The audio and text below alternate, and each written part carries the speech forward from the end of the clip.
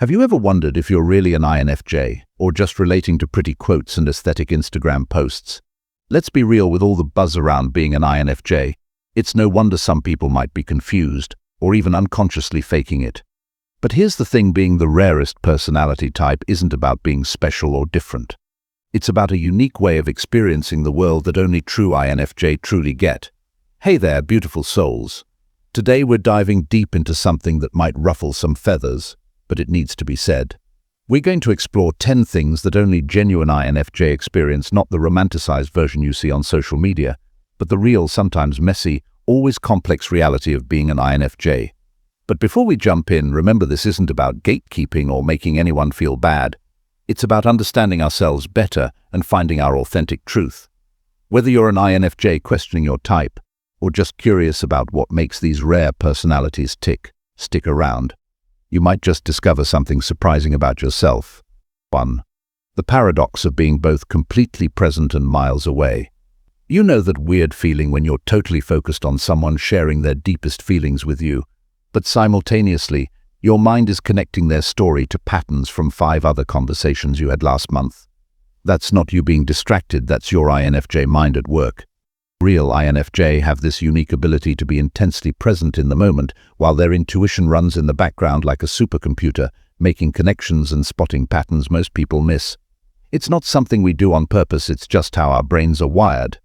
Picture this: you're having coffee with a friend who's talking about their difficult boss. While you're genuinely engaged in their story, your mind is also picking up on the subtle way they touch their neck when mentioning work stress, connecting it to similar gestures you've noticed in others experiencing anxiety, and already formulating potential solutions based on patterns you've observed in similar situations. It's exhausting, but it's also what makes us natural counselors and problem solvers. 2.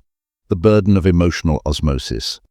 Here's something that goes way beyond regular empathy. It's what I call emotional osmosis. True INFJ don't just understand others' emotions, we absorb them like a sponge, whether we want to or not. And no, this isn't just being sensitive or caring. You're walking through a mall, and suddenly you feel inexplicably anxious. Later, you realize you picked up on the stress of a couple, having a quiet argument 3 stores away. Or you're in a great mood until you spend 5 minutes with someone who's secretly struggling, and suddenly you're carrying their emotional weight. Sound familiar? This isn't about being dramatic or attention-seeking, it's actually pretty inconvenient most of the time. Real INFJ often need serious alone time to wring out the sponge and figure out which emotions are actually theirs. This is why we're so protective of our personal space, and why we sometimes seem to disappear without warning. 3. The door slam that hurts us more than them. Let's talk about the infamous INFJ door slam, but not the oversimplified version you see on Pinterest. Real INFJ don't door slam because we're petty or dramatic. It's actually our last resort after years of trying everything else, and it hurts us deeply. Here's what non-INFJ don't get: we don't just cut people off. Before a door slam happens, we've usually spent months or even years trying to understand, heal, and fix the relationship. We've analyzed it from every angle, made countless attempts to communicate, and given more chances than most people would consider reasonable. When we finally close that door, it's not with anger, it's with grief, and a deep understanding that maintaining the connection would compromise our core values or emotional well-being. And here's the kicker: we often still care about the person we've door slammed. We just finally accept that caring from a distance is the only healthy option. 4. The exhausting dance of social chameleon syndrome. This is probably one of the most misunderstood aspects of being an INFJ. We're not fake, we're adaptable to the point where it sometimes confuses even us. Real INFJ unconsciously mirror the communication styles and energy levels of those around them, not to manipulate, but to create harmony and make others comfortable. 1 minute you're matching your extroverted friend's enthusiasm and witty banter, the next you're providing calm, quiet support to your more reserved colleague. It's not an act, it's your FA extroverted feeling working in harmony with your NI introverted intuition to create meaningful connections. But here's the catch: this ability comes with a price. After playing social chameleon all day, many INFJs struggle to remember who they are when they're alone. That's why we need so much solitude. It's not just about recharging, it's about reconnecting with our authentic selves. 5. The curse of knowing without knowing why. Ever had that gut feeling about someone or something that you couldn't explain, only to be proven right months later. This isn't psychic ability or magic, it's your INFJ intuition processing information at a level you're not consciously aware of. Real INFJ often struggle with this because we live in a world that demands logical explanations. We'll know something is off about a situation or person, but we can't always articulate why until much later.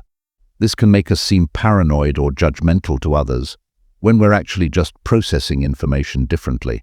The frustrating part: we're often right about these hunches, but we've learned to doubt ourselves because we can't always provide the concrete evidence others want. Learning to trust these intuitive hits while staying open to being wrong is a delicate balance that true INFJ constantly work to maintain. 6. The simultaneous need to save the world and hide from it. Here's a contradiction that only real INFJ truly understand. We feel a deep, almost painful calling to make the world better, while simultaneously feeling overwhelmed by that same world. It's not just wanting to help people, it's feeling personally responsible for fixing everything we see wrong with society. You might spend hours researching solutions to global problems, planning community projects, or counseling friends through their struggles, only to need 3 days alone to recover from a 2-hour social event. This isn't laziness or inconsistency, it's the natural rhythm of an INFJ's energy. The key difference between real INFJ and those who might be mistyped is that we can't turn off this desire to help, even when it exhausts us. It's not something we do for recognition or praise, it's literally how we're wired. We'll keep trying to make a difference, even if it's just in small ways, because not trying feels worse than the exhaustion. 7. The perfectionist's paradox. Let's talk about a form of perfectionism that's uniquely INFJ. We're not just perfectionists about external things like work or achievements, we're perfectionists about understanding. We need to understand the why behind everything, and we won't rest until we do. This manifests in overthinking every interaction, analyzing conversations from months ago, and constantly seeking to improve our understanding of human nature. But here's the twist: while we're trying to perfect our understanding of everything and everyone else, we're often surprisingly forgiving of external imperfections. A true INFJ might spend hours agonizing over whether they said the right thing to a friend, but not care that their desk is a mess or their hair isn't perfectly styled. Our perfectionism is internal and conceptual, focused on getting to the truth of things rather than their surface appearance. 8. The ritual of overthinking everything. Yes, everything.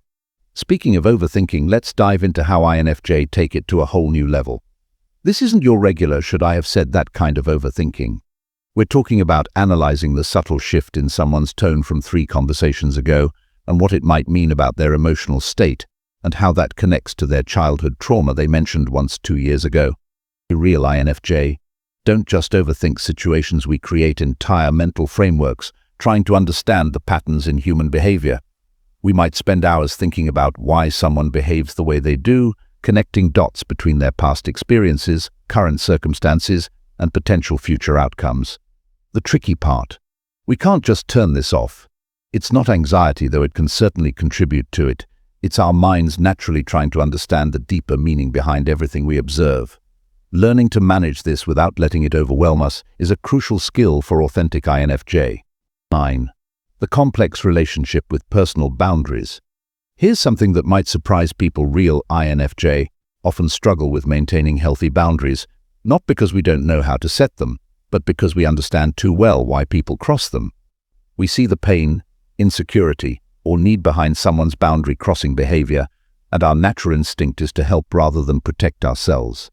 This creates a unique challenge where we're constantly balancing our deep understanding of others' needs with our own necessity for self-preservation.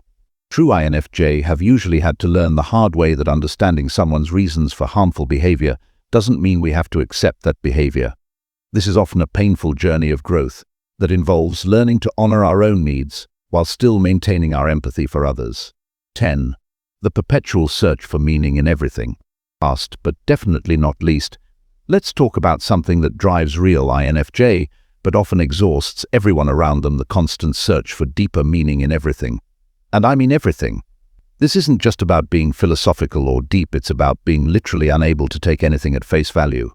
A casual comment from a coworker becomes a window into their life perspective. A random act of kindness on the street turns into a contemplation about human nature. Even choosing what to eat for lunch might involve thinking about the ethical implications of our food choices. The key difference for genuine INFJ is that this isn't a choice or an attempt to appear intellectual. It's our default way of processing the world. We can't not look for meaning, even in the smallest things, because that's how we make sense of our existence, wrapping things up the truth about being an INFJ. So, are you really an INFJ? The truth is, only you can answer that question. But here's what I want you to take away from this video: being an INFJ isn't about fitting a perfect mold or checking off all these boxes. It's about recognizing a particular way of experiencing and processing the world that feels deeply familiar. If you found yourself nodding along, feeling seen in ways you can't quite explain, maybe you are an INFJ. But if not, that's completely okay too.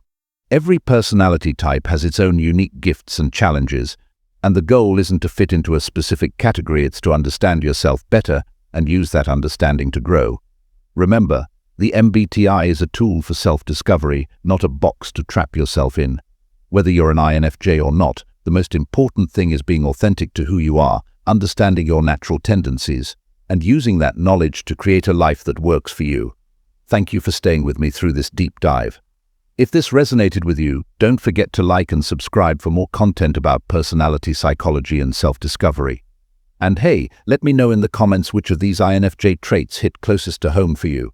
Until next time, beautiful souls, keep being authentically you, whatever that means for you.